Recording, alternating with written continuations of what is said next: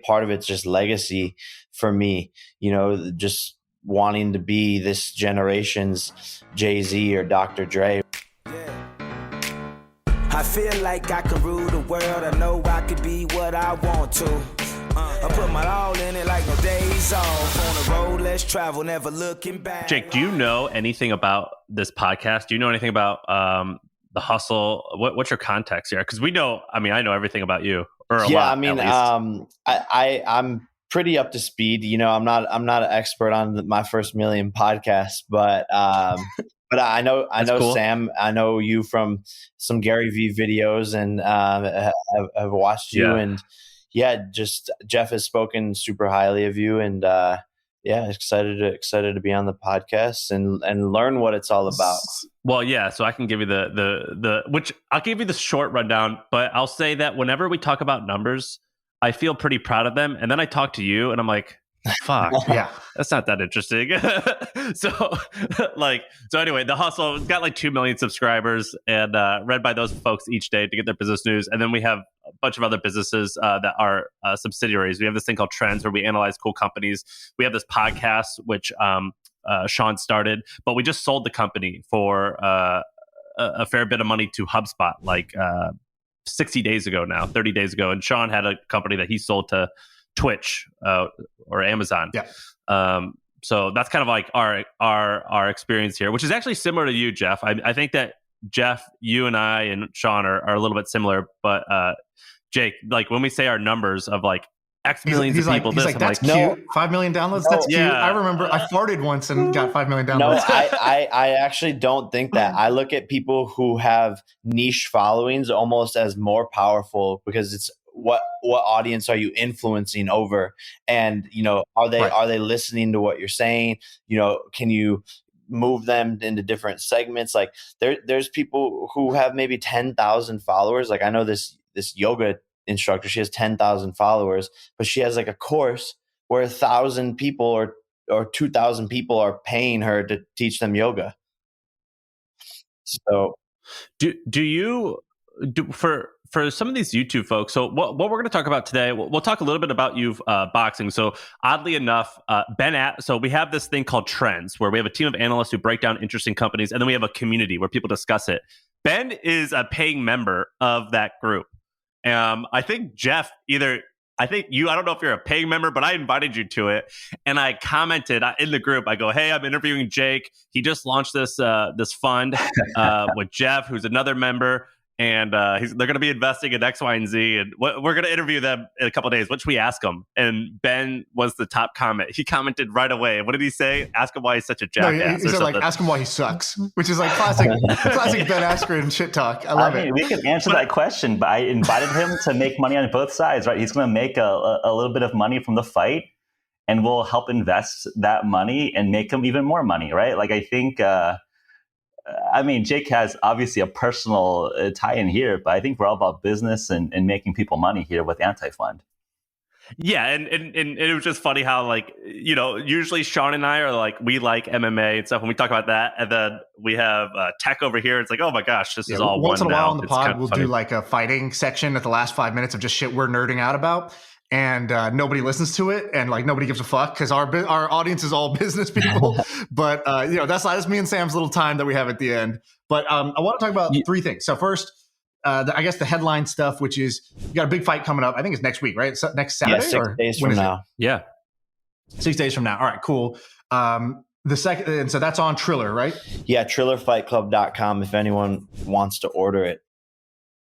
And I'm gonna watch it because A, I'm a fight fan, but B, this is one where it's actually very interesting because normally, I'm gonna talk about your brother for a second. So your brother Logan Paul is scheduled to fight Floyd Mayweather, which is let's call a spade a spade. It's pretty fucking lopsided matchup. You got the greatest boxer ever, probably never been beat, never been knocked down, going against somebody who's very much an amateur and has made their name in entertainment more so than anything else.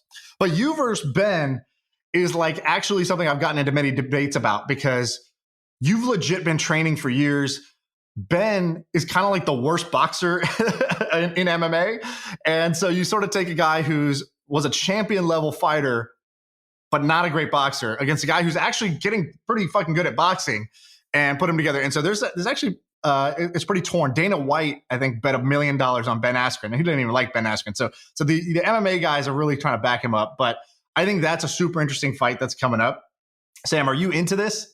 Yeah, 100%. I just watched you're friends with Logan's podcast with Ben. You're friends with Ben, and you have like your Midwestern, like you love Midwestern guys. You love Ben. We have Jake here right in your face. Do you have Sam? Who do you favor here? Dude, Sam and I have a prop bet. What on is the this. bet? You want to talk about the bet and like put it on record here, Sam? Next week, Sam's not going to have any hair. You know about this? Oh my gosh! So yes, you're shaving your head if shaving my head. Yeah, is your hair thinning, Geoff? Because mine is a little bit, and I'm like, I made this bet, and I saw I started doing research and watching Jake spar and stuff. You got nervous, and I was like, oh my God, I wish I would have just bet money. You made your assumption before watching any footage or looking into it? Emotional bet. Yeah, I did it purely on emotion because we had Ben on prior, and I like Ben. I mean, I don't know you yet, but I imagine I like you too, but I knew him first. See, Jake, here's the thing. Yeah, so just to summarize for the audience here, we have it on record so no one punks out here. Sam and I were chatting on Facebook Messenger, and we were just talking some shit. And basically, I'm like, hey, let's put something on the line, right? I think money is one thing, but I think just something fun, something of a prop bet. And I think we came up with, we're going to turn into just like whoever loses, I got my boy Jake, you got your boy, Sam got his boy Ben. Whoever loses is going to go shave all their hair with off. a razor, big razor. Yeah, we're gonna go hardcore. I like how you clarified with a big razor, like it made it better. No, a bic, like it's called. We used to call it bicking it. You got to bic it. It's like a straight razor. Yeah, right. Like skinhead. Yes. Yeah. So anyway, we're gonna see what will happen with that. But either way, I'm gonna win because it's exciting. So we're all going to win, I think. So that's good. I'm going to keep my beautiful hair, and it's going to be funny to see you as a skinhead, Sam. Well, unfortunately, I already look like one.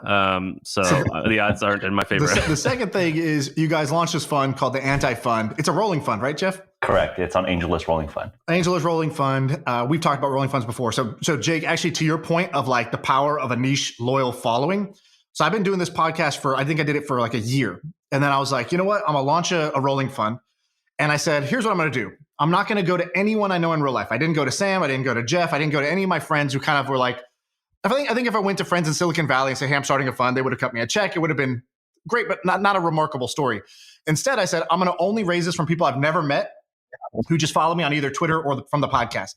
And I tweeted out, I said, I'm going to try to raise $1 million in 21 days. And we're like, I think we crushed it in like 3 days. And I'm now at $4 million a year on the rolling fund from people I never met. And I never did a phone call. So I never did a pitch meeting or anything like that. And that was the power of kind of like a niche following or a trusted audience that really isn't that big, but the power of the trust and the quality of the audience made it so that I could raise one of the bigger rolling funds. That's huge. Yeah, that's a remarkable story, and that was sort of why we chose to go through the AngelList Rolling Fund platform, is because we wanted to be able to sort of crowdsource from our fans and people who support me and be able to market it out there so that everyone can get involved. Because when we're coming into these startups, our sort of differentiating factor is like the traction and marketing and that we can bring to them. And if we have an army of investors who want to see these products succeed, then we're all going to be pushing it, and it sort of creates this movement. How much have you guys raised so far? Can you say or no?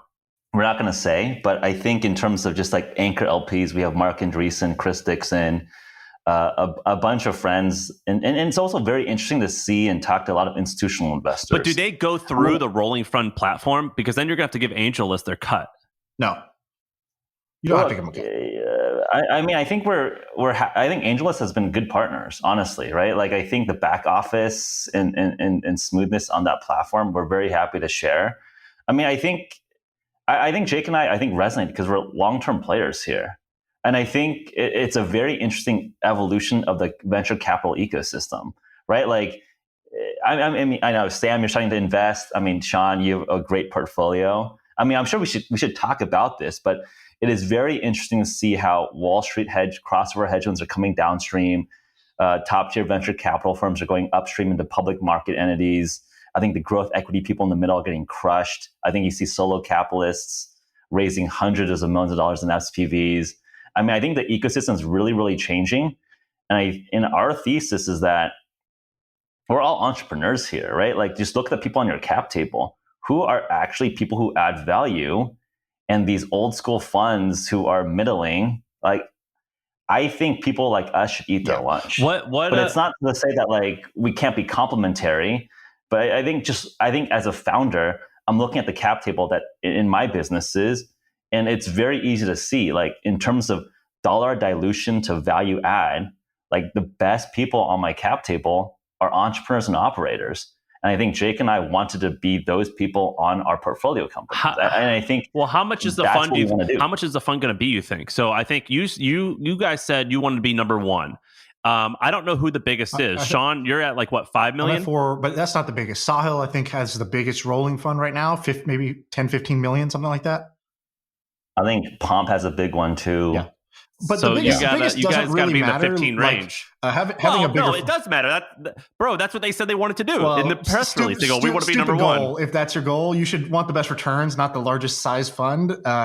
So bad goal if that is your goal. Is that your goal, Geoff, to have the largest capital base? That's not going to do anything for you. Yeah. No, I think that's just like us in our competitive spirit. Right. But I think the core metric for us is best cash on cash returns, right? At the end of the day, it's IRR and returning capital to our LPs. So, Jake, were you angel investing before this, or is this kind of your first foray for you personally into startup investments? Yeah, I've been angel investing since I was like 18. I'm 24 now, and then I also had a fund when I was 18 called TGZ Capital. And we raised a pretty decent amount of money, but was just getting my feet wet into the tech business, but invested into over 20 consumer startups, and the fund is performing well. We're seeing exits, and we're basically tripling. We basically tripled our IRR capital. So pretty successful there as my first fund, but now give us some names. What are some companies? Sorry, it's a little lag, but what are some companies you invested in that we might have heard of? So Quip, I think, is one of the biggest ones that's like performing. No Foods, Triller, which Quip, the toothbrush thing. Yeah, Hush Beauty. Mm-hmm. Just a lot of consumer brands, and that was, again, just me getting started, and I was 18, 19, 20 years old at the time. And then now it's like my reach is bigger than ever. My knowledge is more than ever. And I have Geoff, who has such a great reputation and is an amazing founder and entrepreneur. So just really excited to go head down. How did you guys meet? Is there a good story? Because Geoff is kind of like, Asian guy from the tech scene, successful, tech entrepreneur. Jake, you're like, I don't know, YouTube Playboy. How did y'all even cross paths? Is there a good story there, or is this just whatever? I mean, I think like I was talking to Chris and Elena, and then Jake came in, and like we just shook hands, and I was like, oh, like I saw this. I've seen this kid on YouTube. He was trolling the fuck out of Conor McGregor. That was hilarious. This guy is awesome. I mean, so I don't know if this is public or not, but fuck it. Like, Conor's a big customer of HVMN, and obviously he's had kind of on record had some issues with endurance. So we just knew that through HVMN we have some exogenous ketone technology that's been supporting folks in special operations, elite athletics, and Conor was a customer, and I was like, hey, like Jake is cool. Like, I saw him like trying to want to pick a fight with some of the top elite boxers. Let's just talk about human performance. And we just hit it off from there. And we realized that human performance was really just the start of what an overlapping interest was. And maybe, Jake, you want to tell about like your 3 goals this year? Like, you had a couple of goals that you wanted to accomplish this year, and it just really overlapped. I told Geoff, I was like, I have 3 goals this year. One is to fight 3 times. The second is to start a VC fund, and the third was to learn to do the splits. So, oh, same. yeah, The splits thing, like this. Front splits, baby. What do you use it for that? Just a lot of stretching, just literally sitting in that position and trying to get lower and lower each time. It's not really rocket science. Dude, I just signed up for a front splits course. I said Geoff shirtless pictures all the time of me doing a back bridge. Same. We could just talk about flexibility if you want all day. Flexibility equals speed, so that's why that's one of my goals. But yeah, that's sort of how we connected. And Geoff was like, "Oh, I want to do a fund as well. Like I've been wanting to do it." And we just had mutual friends and just sort of hit it off right away with our goals and our network and our vision for what we could accomplish. I want to ask you guys about some specific companies you're looking at, and we could bring up some as well. But I wanted to ask you. So I've been doing angel investing a little bit now. So I made a great living starting and selling a company, and I'm going to continue doing that. The thing about angel investing that is like, I'm like, do I want to spend a lot of time doing this? Is that you're not going to see any returns, if ever, for like 6, 7, 8 years. And I'm talking to Shaan all the time. I'm like, Shaan, like, you think this is a good use of time? Like, this is kind of crazy. I don't know if that's. Do you guys think Jake, Geoff? Do you guys think that is this going to be a needle mover for you guys financially, or are you doing it because it's cool, it's exciting? I mean, what's your motivation here? And don't say like we want to help founders, because I can't stand that answer, because I think that's mostly bullshit. You're not doing it if you're not going to get something. For me, it's having the finger on the pulse of what's going on. I think that's sort of what I've been best at over the years, is being ahead of trends and knowing what's going on in the business world and what things are hot and new.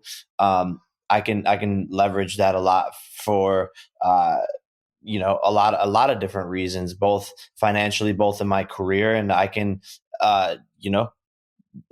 form my opinion on what I think I should be putting money into. And then I think part of it's just legacy for me, just wanting to be this generation's Jay-Z or Dr. Dre, where, they're a part of these massive billion-dollar companies and do more for the celebrities around them than just be a rapper or just be a producer.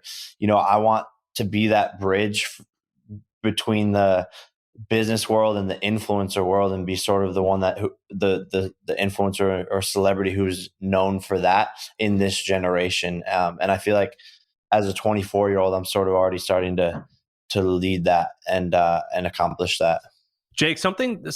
Let me ask a quick question. So, something that I've always been curious about, and we've actually talked about hiring CEOs on here, but which is a little bit similar. But the Jay-Z thing interests me because he's got his hands in everything.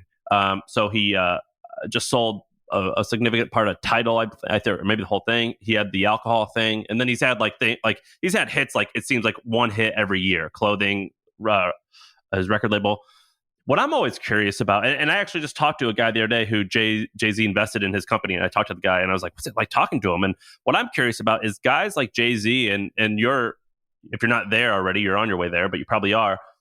What I'm always curious about is how do they structure the office? So how are they actually structuring the day-to-day? So like there's the face. So Jay-Z's the face, and he's got to do good at music, otherwise everything else fails. But he's got his hands in all this stuff. How are you actually structuring your day, or structuring like the Jake Paul Corporation in order to effectively do that? Yeah, I mean, for me, it's building out team. And, for me, it's a little bit different right now with being in training camp, where like I'm traveling all over and training twice a day and so on and so forth. But my team comes with me, and we're sitting, like, there was a couple more people here literally right now, but we're sitting around this table, throughout the day, going through operations, checklists, to-dos, hitting deadlines. And so for me, I'm very much a part of the operations and running things as a CEO. But are they structured as do you have like a holding, like a Jake Paul Media LLC or something like that? Well, it's sort of like a parent company, and then there's like, the branches underneath it. But then most all the revenue is some YouTube, I imagine, related or some type of brand revenue, advertising revenue, and then you just have like maybe 8 or 5, I don't know how many people you said, and they just get a bi-monthly salary off that. So I mean, it's just run like a pretty straight-laced normal media company. Is that how you have it set up? It's pretty much like a media company. Got it. Yeah, I've always been curious about how those guys do that. Go ahead, Jake. You said something a second ago. You were like, I've been good at having my finger on the pulse of where's culture going, where's attention going, where's business going, and so I'm curious, what are the trends that you're seeing right now? What are you excited about? You can either name kind of like categories, or even better would be specific ideas that you're interested in, or concepts or businesses that you're interested in. Where do you see opportunities that not everybody thinks it's obvious today, but you kind of see it a little bit ahead of the curve? Well, I think the hot one right now that sort of has evolved in the past 2 months is every celebrity trying to get involved in NFTs and digital assets or digital goods. I think a lot of people are doing it wrong, though, and they're sort of just doing it as like a flash in a pan, and don't necessarily see the vision of where NFTs and why digital assets are so important and where it can go. And then on top of that, things like the metaverse, where we have these digital museums and digital real estate. That's something that I think is super powerful right now. And then everyone sort of in the past week was talking about Bitclout, and how big that's become. And I think both of those things are sort of digital, businesses that are backed by influencers and celebrities, or sort of built on the backbone of digital celebrities and artists. And they're both super interesting. I think Bitclout, we will hear about for 5, 10, 15 years to come. And it's just such an interesting concept, and decentralizing social media is such a powerful, powerful thing. So those are two, just like right off the bat, that are very interesting to me right now. Are you all right, let me show you guys a company. Let's talk about specific companies in that space. I'll tell you one that I'm looking at, and you tell me your opinion. So Shaan brought this to my attention. I got a meeting with them actually in like 7 hours, because they're based in Australia. So it's like Monday morning their time when they're meeting. But I just posted you guys the link. I don't know why the links always show up like that. It's called Zed-Run. Have you heard of it? Yeah, Zed-Run, ZED.run. Have you guys heard of this? Yeah, these horse NFTs. It's crazy, dude. Okay. I've had friends that have spent hundreds of thousands of dollars on buying these horses. It's so fascinating. Now, I think, so I'm going to try and invest in them, but I think that there's a ton of reasons why this can't work. But there maybe is a world where they become this like massive, like, I forget what the big fantasy draft or whatever it's called. DraftKings. There is a world where, DraftKings. There is a world where it becomes. Have you guys seen this? Can I tell you a little Jeff bit about this one? So for those who don't know, Zed-Run is basically a platform where you go on and you buy like a digital horse. So you buy a horse, and the horse can be one of these like 4 different kind of like breeds. There's one breed that's known for like speed. There's another breed that's kind of like known for, let's say, like its endurance. And so, they each like there's 4 different kind of like classes, like almost like Gryffindor and Slytherin or whatever else, right? So 4 different the master breeds. So you go on, you buy a horse, and then you can race your horse. Now it combines the fun of digital horse of like horse racing and betting on horses, which I've done it. Sam, I know you're from redneck country. You've definitely gone to horse tracks and bet on horses. So betting on horses is super fun, but now you actually own the horse. Like in a normal horse race, the race happens, and like 5 seconds later, you don't give a shit about, horse number 8, happy-go-lucky. It's like, I don't care about happy-go-lucky anymore. But in this case, it's your horse.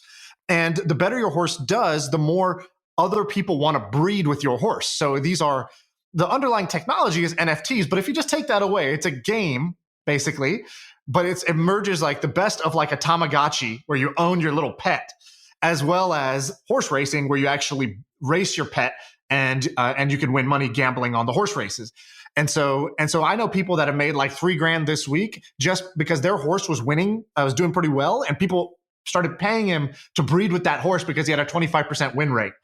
But how do you make your horse better or worse? It's just like a game of sort of random chance, right? So you sort of buy the horses at the auction, and the horse has some probability of being like one of the like top horses. And then even then, like anything can happen in a race. So the race itself has some probability. So it's just a bunch of math equations that's deciding whether this horse is going to win that race or not, or be one of the like premier horses. So it's just random. It's random in the same way that like you open a pack of Panini basketball cards and you might get a Luka Doncic rookie card, or you open Pokemon and you might get a holographic Charizard or not. So there's just a set of probabilities where you get the common stock that are like not that great, or you get the premium rare ones. And when you have that, it's this asset that just drives a bunch of cash flow because it'll win races, which wins you money, or people will breed with it and it'll win you money. And so it's this mix. And the people who go heavy on it, there's this crew of guys, I've talked to them, that are like the same guys that are the whales on all the daily fantasy sites. These guys bet, millions of dollars. I was talking to a guy yesterday. This guy basically himself bets about $3 million a month on DraftKings and FanDuel. And so it's that same crew that became the cream of the crop. They moved to Top Shot, and they basically bought all the Top Shot stuff, like all the Top Shot cards when it was really cheap.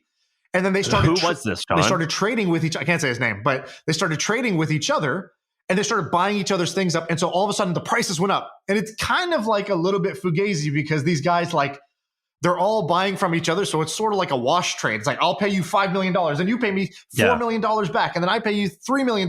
And it makes the price of all of our assets that we bought dirt cheap go up to the mass public. Now the public just sees it. And we talked about it on the pod, like, oh my God, $160 million has been traded on Top Shot. Oh my God, that one Top Shot is worth $4 million or whatever. And it's because these guys basically pumped the market themselves. And like this month, Top Shot's like crashed. It's like down 70%. And all these guys have moved to Zed Run. And so like the place to be right now is Zed, because that's where you go buy some horses and the whales are all there betting against each other and driving up the prices. So Jake and Geoff, would you write these guys a check based off of the 3 minutes of information you know about them? I think Jake and I like investing the picks and shovels of this space, right? So I think Shaan, I think you're very astute. I think there's a lot of inside dealing, and it's a very similar dynamic with the fine arts market or the nightclub social clout. Like, hey, I'm going to drop X $100,000 popping bottles and doing the model nightlife lifestyle. I think we believe that the market for this exists. And I think that for Gen Z and forward, it's just as cool to have digital stunts versus real life stunts. So I think enabling this economy, I think, is a real market. Just like Warhols are a real market, I think Beeples are like a real market in the sense that there is some liquidity in this space. But I think it's very hard to choose which specific art or artist is to be made. And I think we have some alpha is there is going to be a similar infrastructure around the Christie's, the Sotheby's, the gallery owners, the tastemakers, the curators. There is a multi-billion-dollar industry that chooses winners, right? Like who says that a Rothschild $40,000 wine is worth $40,000, right? There's an ecosystem that chooses that wine or that chooses that artist to be the next winner. So the question then is Jake and Geoff, do you think that Zed, are you willing to bet? Would you bet that this is going to be the next Kentucky Derby? Or I think a lot of these games are hits-driven businesses, right? I think it's like just like how there are a bunch of mobile games that were super hot that like spiked and then crashed. I think these are like movie franchises, right? Like which ones are durable and which ones are a flash in the pan, right? And I think there's a lot of self-dealing with folks that come in early. And exactly as you mentioned, like I think we've seen and looked at a lot of these deals, right? Like the Beeple art piece that sold for $69 million at Christie's, the buyer, Beeple had 2% of that stake, right? Like they were pumping up Beeple's art value, right? Like that is like well known within like the hardcore NFT art collection. Like it was a self-dealt trade. Like he is pumping his own art pieces, right? It's almost like because they're not securities, it's probably not insider trading, not illegal, so right? Let me give you a great. Wait, hold on. Jake just had a grin. Jake's got something to say. No, I just saying I wouldn't. He slapped at something. Invest or not invest into a company based off of a 3-minute spiel from not the founders. Yeah, that's good. That was a trick question. Good point. There was a great tweet I saw yesterday by somebody. I think their name is, I don't know how to say it, Firdos Buy or something like that. But they said, Here's the scenario. I have $2 million of Ether. I create an NFT art piece. I pay an artist five grand. Hey, make me some NFT art. Cool. Now I use my $2 million of Ether to buy my own NFT. Now I still have $2 million in Ether because I bought my own NFT. The money went to me. And I have an art piece that's valued at $2 million. So now I put that NFT back up on the market. And let's say it sells for at a 90% discount. It sells for $200K, right? Oh my God, I took a big bath on this. Whoever bought it got a great deal. They bought a $2 million Ether. This thing just sold for $2 million. They got it for $200K. Great. I now have 2.2 million in Ether, right? And it's like, that is how simple the sort of self-dealing can be in this space right now, because it's the Wild Wild West. Now, I got to tell you, the same sort of shenanigans were taking place with Bitcoin really early on. And sometimes there is a fake it till you make it nature to these things. Right now, it's happening on Bitclout. So I came on here, we were talking about Bitclout a few weeks ago, and everyone's making fun of me because they're like, oh, are you pumping this like, is this a Ponzi scheme? Like, oh, it's like that scene from The Office where Michael's all excited, and then Jim goes and draws a pyramid around the thing he's drawing out, and it's like, yeah, that's a pyramid scheme. But I sort of saw something different in Bitclout. I think actually Bitclout has a lot of potential. I pumped in 100K because I know that for all these platforms, they don't have to work in the long run for them to be successful. They can be successful in two other ways. One is they can just show the world that, hey, this is not maybe the winner, but this is a good idea. And then somebody will come out with a V2 later and it'll be better. The second thing is if you get in early and there's a speculative run where people get excited and more people get involved, it doesn't have to like replace Facebook and replace Twitter for you to make a bunch of money. And so that was my view on Bitclout. Jake, I'm heavy in your coin right now on Bitclout. I'm just waiting for you to claim that baby because you're one of my I'm claiming in the next couple of days here. But it's so interesting, and again, it goes back to like being able to get the general public involved. For me, when I'm looking at crypto, like I understand it more than the average person. I'm not an expert by any means, but I've been following it for years and investing money into it. But it's still a bit confusing, and I don't know all the different coins, and I have to like look and research their functions and all this stuff and figure out who's involved and if they're legit, if I want to put my money in. When Bitclout came out, I was like, oh my God, this is perfect for me because I know who these influencers are. I know who these celebrities are. I know who their managers are. I know if they're actually smart. I know if they work hard. I know if their career will have longevity.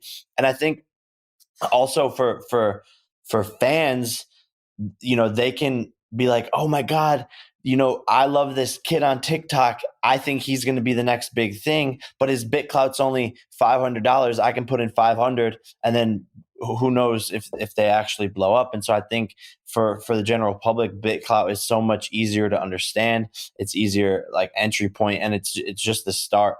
And that's part of the reason why I'm bullish on it as well, and think that it has a ton of potential and that it'll be around for a while. And you sort of have this direct access to your most loyal supporters and the people who believe that you will be successful in the long run. You're able to connect with them, message them, and see who's backing you.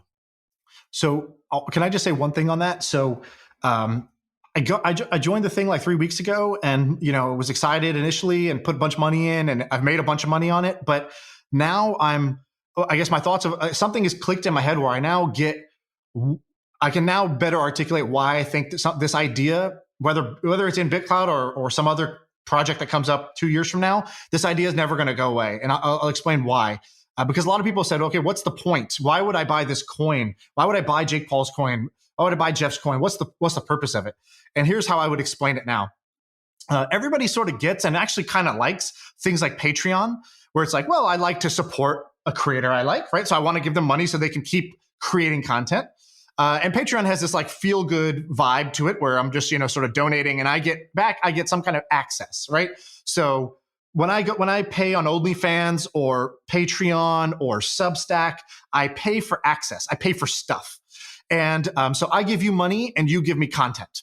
And what Bitclout does is it takes that same trade, but it makes it even better for the person giving the money, because it says, hey, this time when you buy my coin, yes, you get access, you get content, you get exclusives, you get more from me, and you're helping me do what I do because now I can make a living doing this.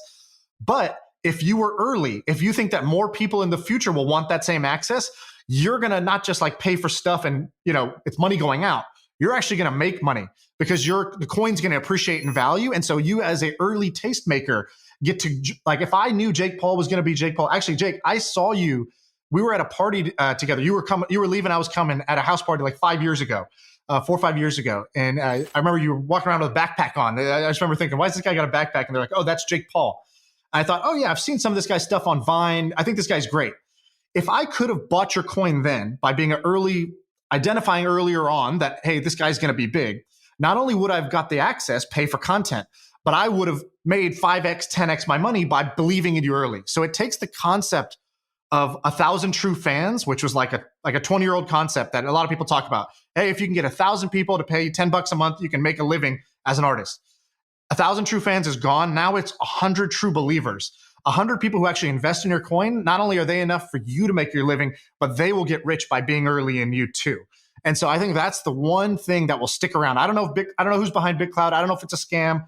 I don't know if they'll run away with our money. I don't know if it'll get hacked. Nobody can guarantee those things, but I can guarantee you this idea that the curators, the tastemakers, the people who identify talent early as a fan, and they are going to get, it's like buying Amazon stock early now.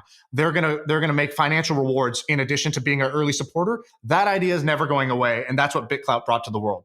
Yeah, I hear this like legit, I don't know if it's like an open secret now, but like there's legit people behind and like legit operators behind it's Bitclout. Chamath and Andreessen. Well, they backed it. It's public. Yeah, they backed it. Yeah.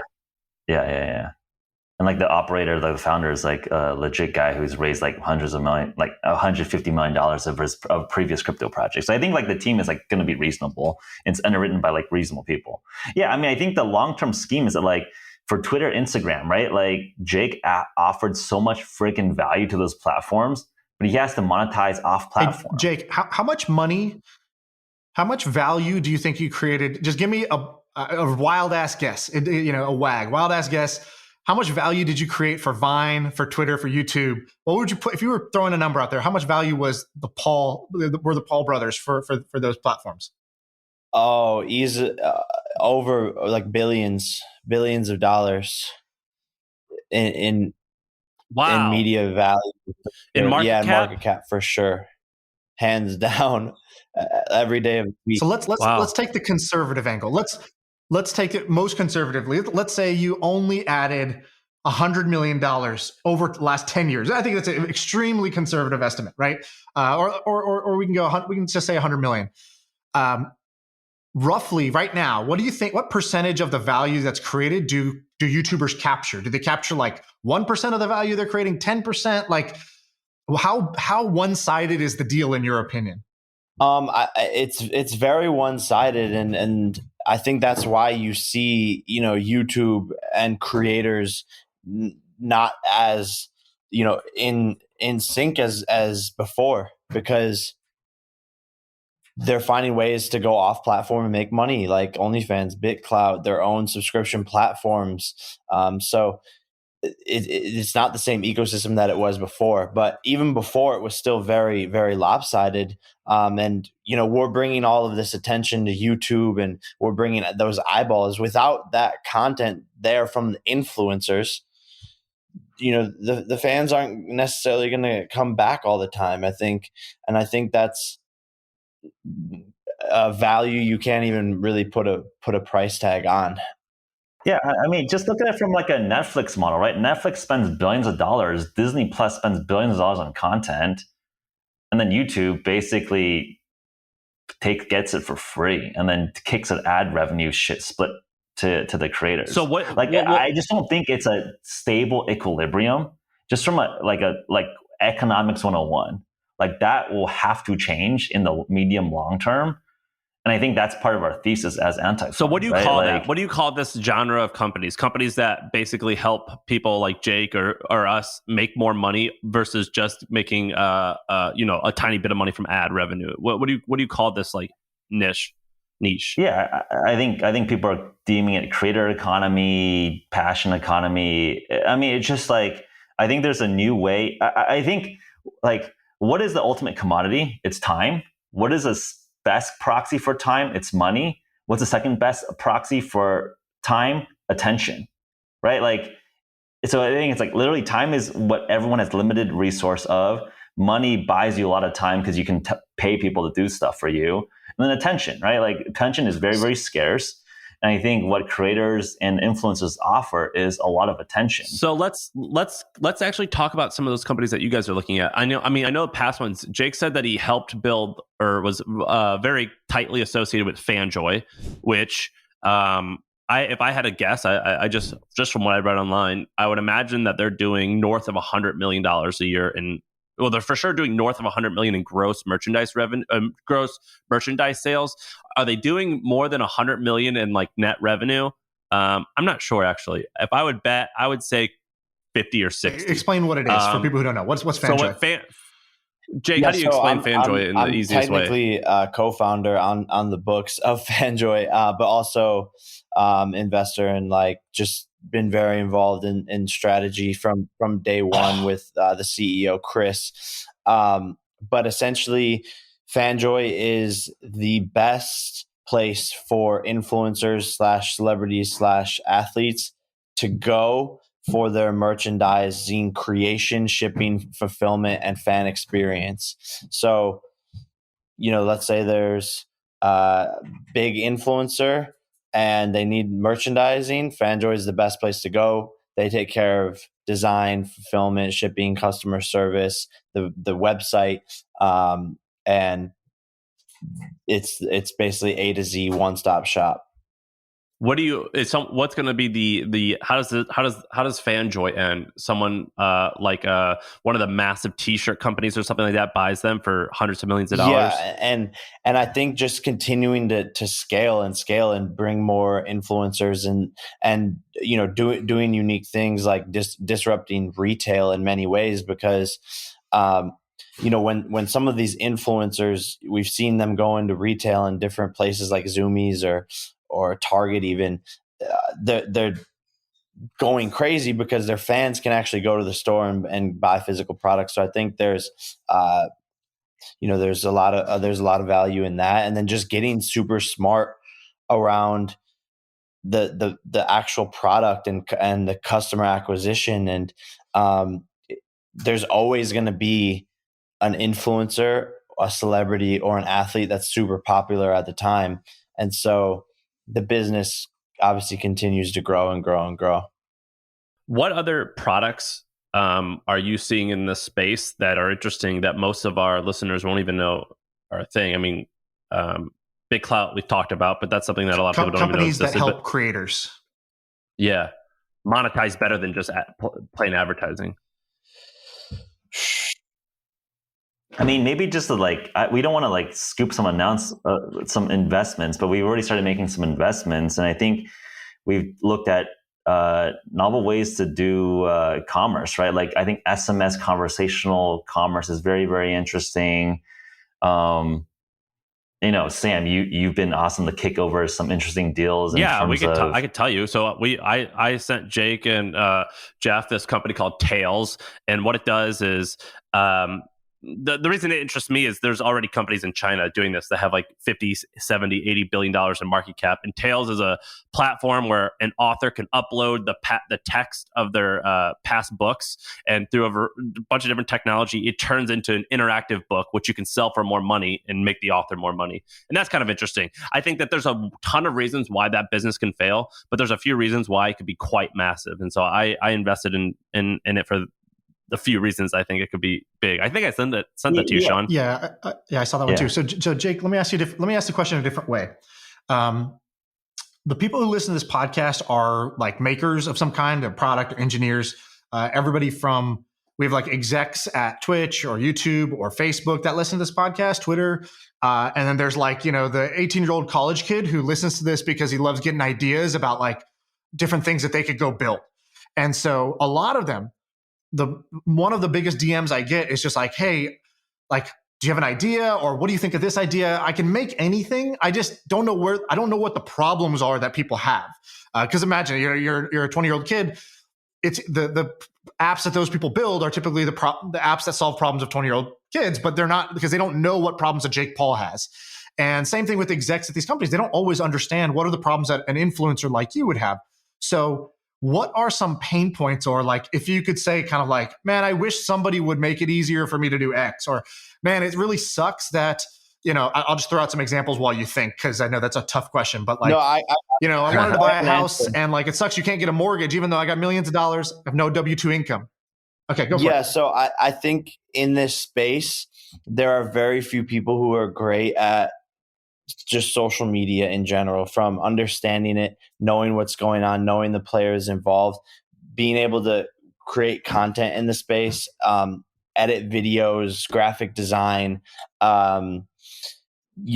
understanding Twitter, being able to run a Twitter account. Everyone I meet ever is like, I need a social media person. I need someone who can edit, film, understand, post, do the captions, tweet, make the TikToks, come up with the videos. I need idea. Like every single company, every single influencer needs that person. And where are they? I don't know. I've had to. It took me long time. My John right here. He's my guy. He's like, I'm right here, but it's so hard to find them. It's so hard to find them. And so I wish there was a place where I could just go and be like, who's the best social media people? I think that would blow up instantly. We just went through this. Yeah, we just. So Jake. So what's that look like? We just had a fun version of this where like you said, like, so my studio looks. You can say it, Jake. I look pretty legit right now, right? Got good lighting, got good audio, got a good camera. I didn't know how the fuck to do that. And so these guys basically flew out to my house and built me the studio in my garage.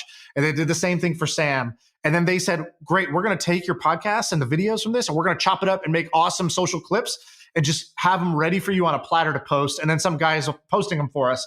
So now we have this machine behind us that's taking the raw content and turning it into something awesome.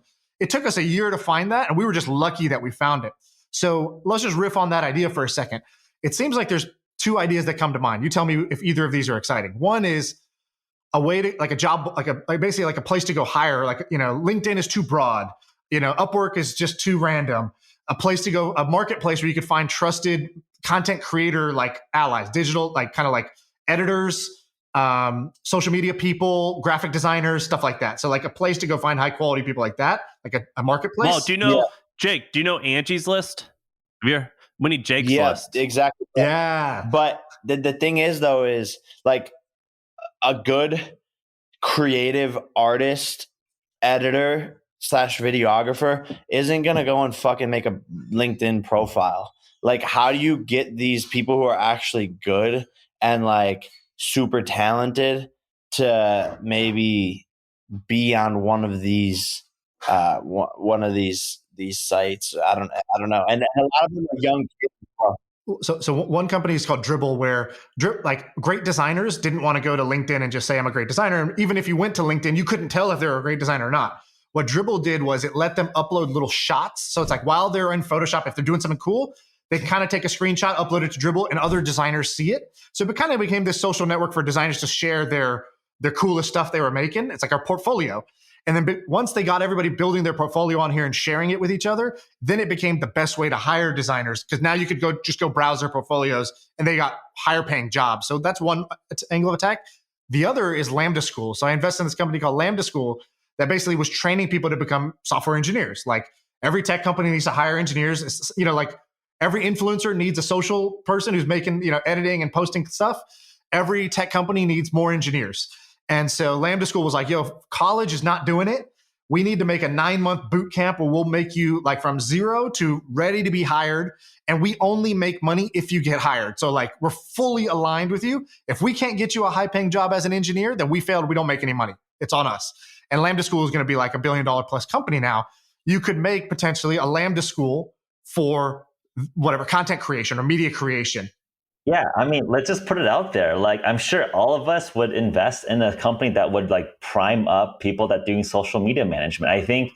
I'm talking to Sam Trung, one of your lead writers for HVMN. I think there's a scarcity in this type of skill set.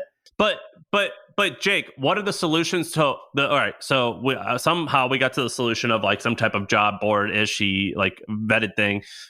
The other like obvious one is, well, we're just going to build up an agency where we hire thousands of people. That actually probably could work. It would be kind of a pain in the ass and not that exciting. What other solutions are there that you propose for this?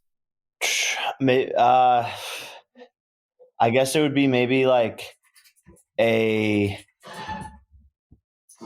place where the people could put their highlights. Yeah, maybe like their videos, but then their understanding of social media, like almost if someone had a resume spot that was more robust for this specific type of thing.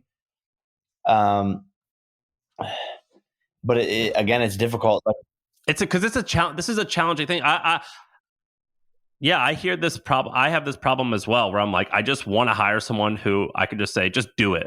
It is, but so I hear you. I haven't come up with a good solution. I just looked at Fiverr. Do you guys know? You guys definitely know Fiverr. They're maybe you could do just a more exclusive Fiverr. They have a pretty good market cap, $8 billion, publicly traded. It's pretty fascinating. Yeah, but I think to Shaan's point, I think Lambda has like a good model where there is, I think, best practices that someone like John who works with Jake is like literally teaching, curating, like just giving the best practices of what like a top 5 creator is actually doing with their setup, right? Like your guys' setups are beautiful, right? Like why isn't that replicated across everywhere, right? I would pay to just have that just set up for me. So would you guys invest in that? Would you basically just launch, Jake, like you wouldn't do this, but maybe someone would for you, some cooler name than social media school, but a social media, like a school like that. Yeah. So I've tried. I've dabbled in it. I've dabbled in trying to teach kids about social media and how to do it and like so on and so forth. And what I found is that just people weren't dedicated, honestly. And it was a lot of shit and lots of hours of content and me explaining. And I think people don't understand how hard of a job this is and how it's 24/7 and there's so many different, parts to it. So I've tried to educate people. I actually think what would be far more, what I think could be interesting is if we created where it's not geared towards young kids. It would have to be geared specifically towards companies. And what you would do is charge 10 to 15 grand and your employees would go to it and you would have recorded talks by Jake Paul, by Logan. But then you'd also be like, all right, now we're going to talk to these editors. They're going to show you how they do it. And it's a 6-week thing. You meet twice weekly for 3 hours a piece and you just have a curriculum and it's just like a boot camp. I'm pretty sure you could build at least a $10 million a year company doing just that. And potentially it could become much larger, like a Miami School for Advertising, which is like $100 million a year company that's been around for 50, 100 years, whatever, yada, yada, yada. You could probably get quite wealthy doing just that. Well, I think Anti-Fund would invest in something like that if there's a credible operator, right? I think Lambda showed the path for software engineering, right? And I think you're exactly right. This is not like the trained kids, like 18, 19-year-olds that are just like dabbling around. They just want to kind of like hang out and get affiliated with Jake Paul. This is like, hey, we want to train legit social media managers for top 500 enterprises. Yeah. I think that there's clearly a demand. Again, like the business I've worked with, like we would pay for that. And So I think it's like if you guys chip in, like we can like, and if the audience here, there's entrepreneurs out there. Every time we put out there, hey, here's an idea. Like every time we put out an idea that says, hey, I have this problem, or here, I think there's a genuine problem in the world, and somebody could fill it. Maybe doing this, maybe doing that. And I would back you if you wanted to do this, dude. We get incredible operators coming out the woodwork. So when they hit us up after this, I will share. We'll share it amongst the 4 of us. And if somebody's legit trying to do this, great, we'll go for it. Like Jake, I don't know if you saw this, but we did a mini SPAC where I just straight up said, hey, there's all these little small like SaaS companies out there that are, they're not doing great, but they're not horrible. And I said, instead of going to business school and wasting 200 grand in 2 years of your life, I will gift you one of these businesses. I'll buy you a business for 5 or 10 grand. That's making, I don't know, $1,000 of profit per month right now. And you run it. You'll learn more from this than you will from business school. And a bunch of other people on Twitter chimed in. They're like, I'm in for 5K.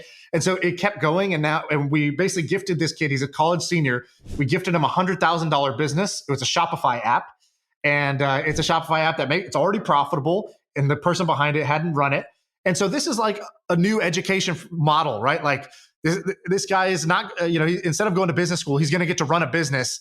And for us, we get a kickback if this guy's able to grow it. And if he's not, no problem. Like the business is already profitable. So there's already kind of like a floor on how bad this can go for us. But we're pretty ballsy with the stuff we put out, and people step up when we do. So I'm curious, is there any other pain points, or like, dude, somebody should do X, or I wish somebody would solve this problem for me or for people like me? Is there anything else that comes to mind? I'm curious. I'm trying to think of like right off the top of my head. I can bring one up if you don't have one as well. Like, it's crazy because like to actually sit there and think about like this, I would want to like put it out on Twitter more. And maybe I need to become better at putting out some of these ideas. Like, guys, we need help with this on Twitter. It's obviously fight week, so I'm just posting all this stuff about the fight. But I think I need to get better at posting like this business sort of stuff on my Twitter and utilizing it to capture an engaged audience, because I have ideas like this that come up all the time, but I'm just like, no one's ever going to do this. I think you'd be surprised. I think particularly if guys like Geoff or me or Shaan eventually start like sharing it, and then you're going to start capturing like, our side of the world, which you already are. But I think you'd be surprised at who would pounce on some of these things. 100%.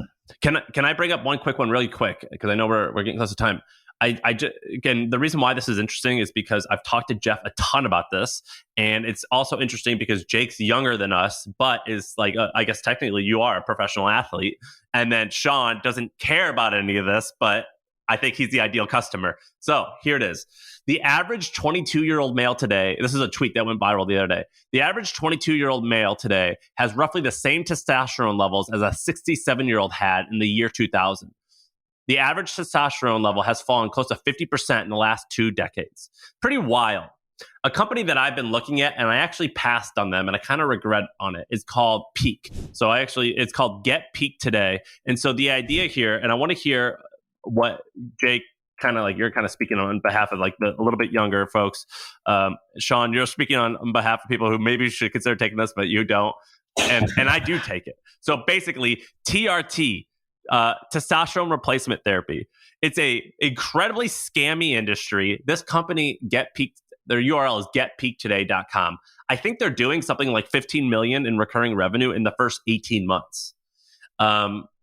What do you guys think about this industry, TRT? Basically, what we're explaining listeners is just fucking injecting yourself with a needle with testosterone, basically a PED.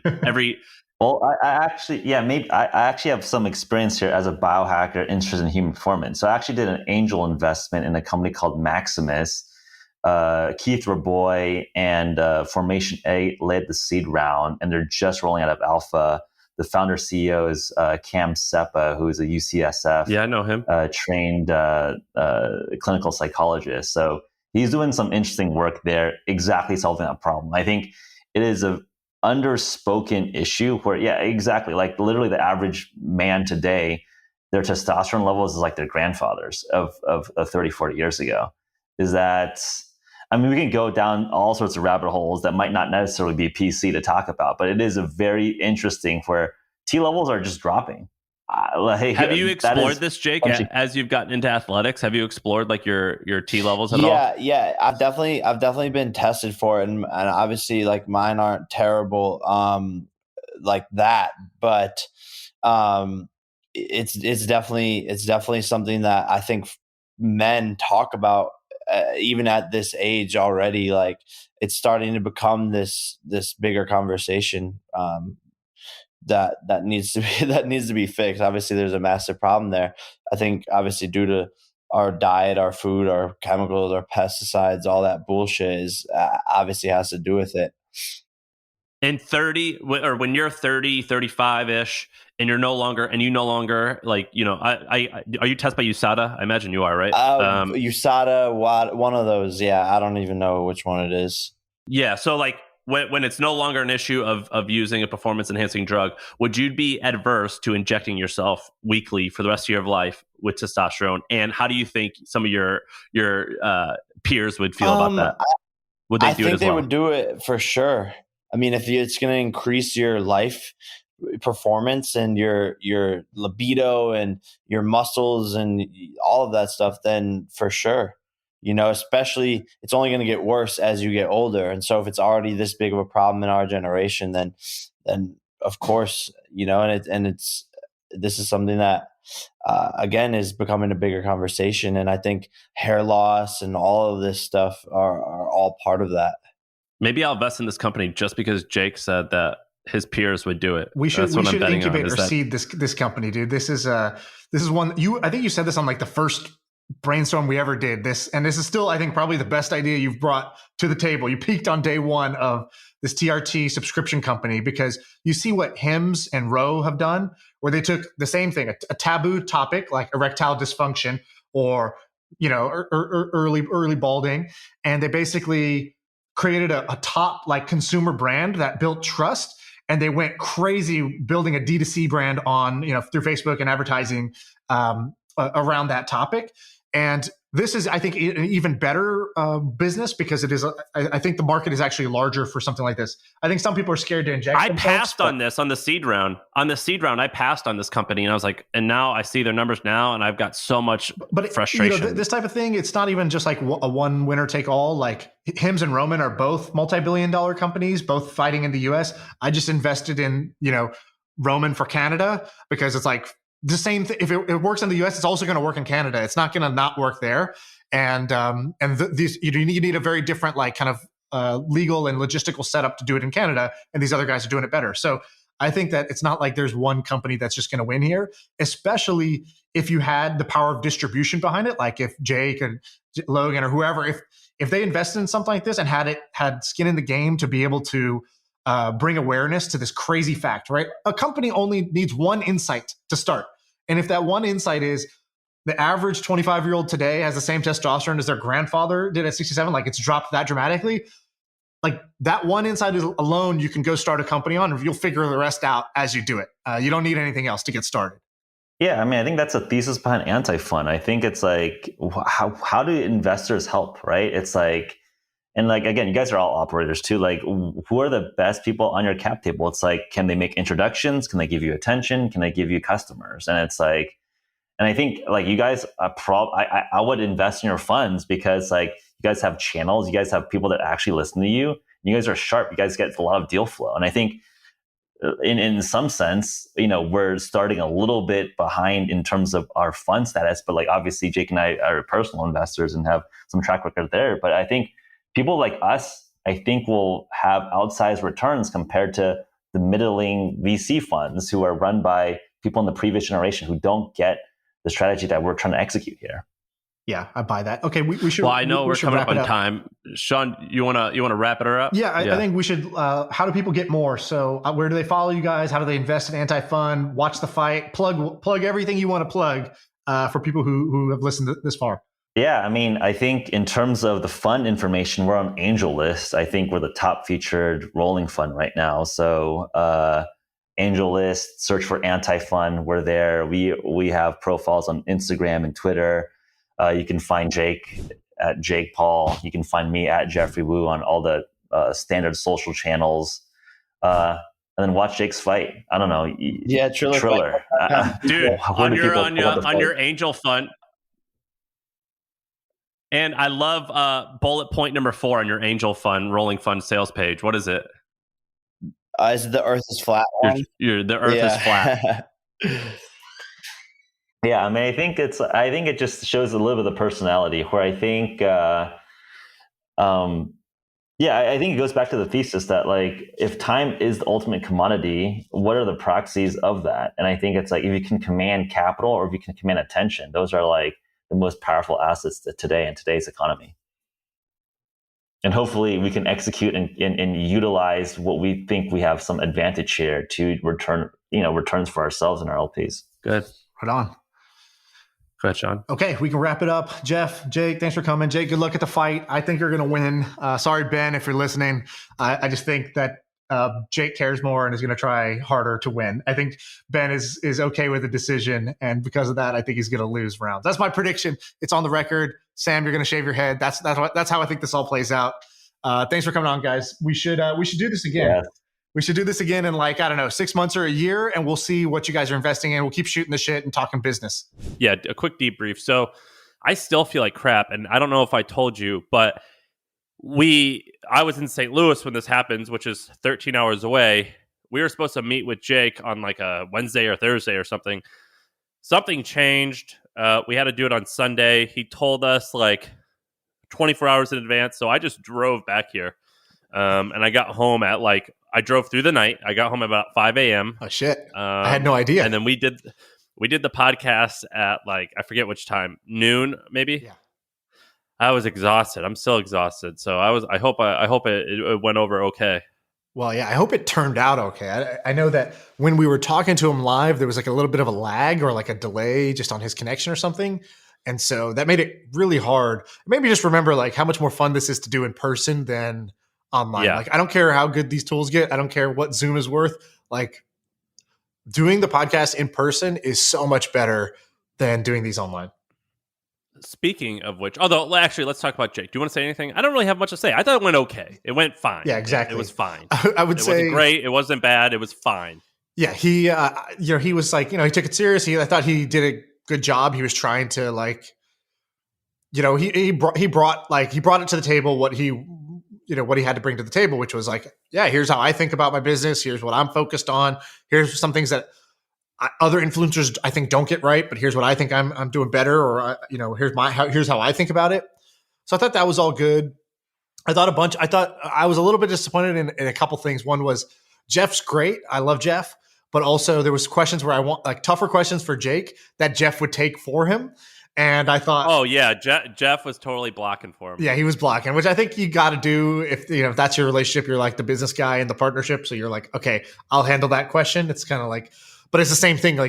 If you ask a CEO question and the PR person answers, you're no, I don't want to hear your answer. I know your answer. Yeah. I want to hear that person's answer. And so that's the only thing where it felt there were sometimes where I was shit, Geoff, I know you have a good, smart answer for all this. I want to hear what Jake thinks about that, because he's the interesting personality, frankly, of of why I was excited to do that was I wonder how this dude who's totally different than me thinks about this type of stuff, whose life is totally different, right? You're one of the biggest YouTubers in the world, and you're going to have a different perspective than me and Sam and Geoff, we're all kind of the same, kind of like tech entrepreneur.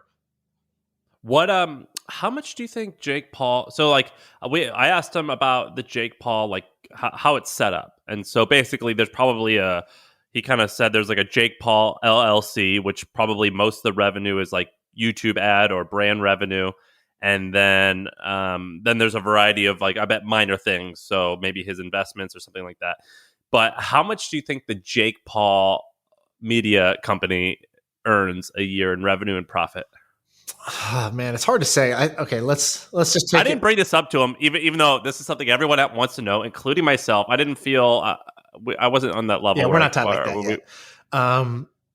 Okay, so if you just take YouTube, I'm sure people can do, on the fly here. I'm not going to do the back of the envelope, how many monthly views does this video get? Okay, then you assume a $5 CPM for his YouTube ad, rev share, and then you say, okay, he has these sponsors. I think they're going to be 7-figure. I would say his media side of things should be bringing in about $10 million a year. That'd be my guess. I was thinking a little bit more, but give or take, 15 to 20, Yeah. 15 to 20. So I would say that's the media side, which is his YouTube cut plus his issue is that he's not entirely brand safe, which there's no judgment there. That's probably the truth. Yeah, exactly. And then I would say the boxing stuff is probably going to bring in about the same, because they own a lot more of that. So even though the total pie is less, they don't have, YouTube takes such a big cut. that I think, if comparatively, I think his boxing stuff, I think if they're smart, they're doing it like Floyd Mayweather, where they are the promoter. So they're the promoter and they're the talent, and they put on the show, and then they cut a licensing deal with Triller or whoever to split the like pay-per-view buys on top of that. So I would guess their boxing stuff's going to bring in like 5 million to 10 million also. And then on top of that is like anything else, which is like maybe t-shirts, maybe merch, maybe other stuff. So I feel like the whole thing. I bet you him and his brother sell collectively 20 to 30 million a year in merch. Yeah, which is insane. I think his brother does more. I think his brother is a bigger enterprise than Jake is, because that his brother has the Impulsive podcast, which I think is like the number one podcast, or like it's like top 10 or something like that. Because if you include like the YouTube views they get. So I think that podcast has turned into a big thing for them. And then Logan also has like Maverick as his brand and like his merch brand or whatever. And I think that that's like a stronger brand overall and has like a larger following than what Jake has. That's my guess. But I'm not like, I don't follow them professionally. Me neither. But I bet you he spends a ton of money. If I had a bet, I would bet that the difference between like Jake Paul person and Jake Paul media is probably quite like every expense is probably media expense or the company expense. So it's not the same or not really different. I bet you he spends at least $500,000 a month. That's a lot. Yeah, but he's got his crew, right? It's like all right. Celebrities. You have a posse that rolls with you. It's like, all right, we're flying here. Like they took a private jet after our podcast. He got on a private jet and flew to wherever they're going to do the fight for fight week. And because he's got, a big boxing match on Saturday. So, the one thing I was going to ask you is, whenever somebody meets a celebrity, I always ask, what's he like? What's she like? Which is, it doesn't really matter what you say. It's like the conversation's usually not typically that interesting, but it is interesting to be like, what's that person like in real life? So what was your impression? What's he like? Respectful, kind of quiet, listened more than he talked. He was just like a quiet young person. I mean, he seemed confident enough, but he was very polite. On the podcast, Shaan basically put me on the spot and was like, "Oh, so Sam wants you to lose," and he handled it gracefully, right? So, like, respectfully, like he didn't say like, "Oh, you effing suck." He didn't disrespect Ben at all. So I thought he was he was polite. He didn't big time us. He did, which we've had that experience with other people who either come on the pod or we're trying to get on the pod. They'll, people who are famous and have a bunch of like obligations, and everybody wants a piece of their time. Everybody wants to have them interviewed or whatever. It's easy to kind of big time other people. I thought he was extremely respectful, did not do that at all. Brought his, A game to the table. I thought like, this guy really is in some ways a marketing genius. Like to build his self brand up the way he did is actually quite impressive. It's to me as impressive as building, I don't know, whatever, the brand of Jinko jeans or, whatever, like any brand that kind of like hits some pocket of culture. Well, let's put this in context as well. I think he's 23. 24. Yeah. She's 24. So I think before the podcast started, we were like, by the way, maybe we should put this segment like at the end. We should move it to that pod. Yeah.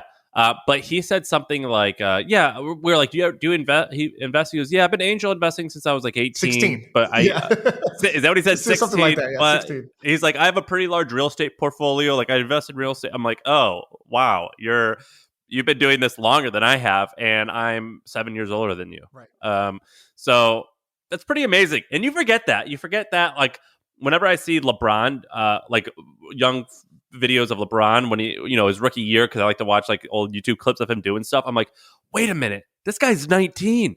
He's got reporters in his face asking him like, you threw the towel and you were kind of disrespectful, and he handled it with such poise answering that question. And I was like, what was I like when I was 19? Yeah, it was a total shit. And what was I like when I was Jake Paul, 23 years old?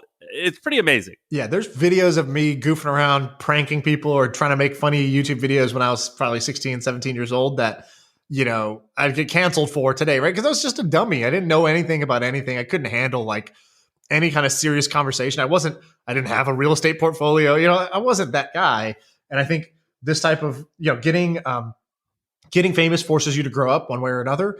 And also like a big part of it's who's around you. I'm pretty fascinated by all these like child celebrities. And it's like, you see that their dad is the manager and then like they get to kind of taken advantage of by their best friend who stole from them. And like, this is so common. Like it's not surprising when you hear that. It's like, oh, yep, that's the pretty much par for the course here with athletes and musicians and child actors. Like that's just how it goes.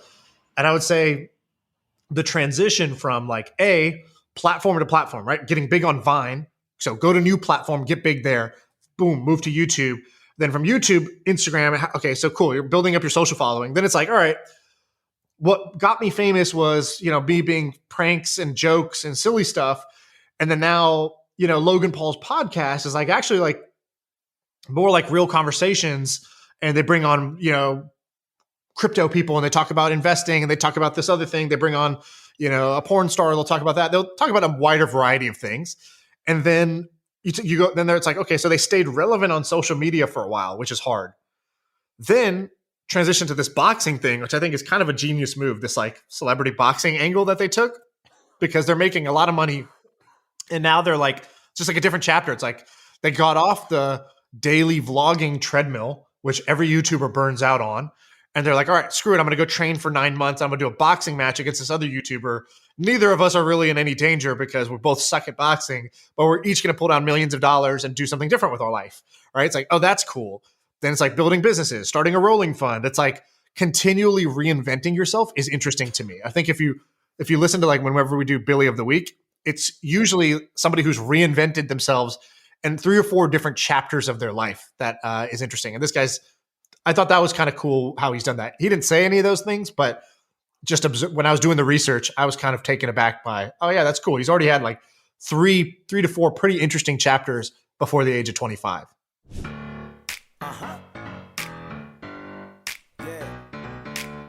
I feel like I could rule the world. I know I could be what I want to.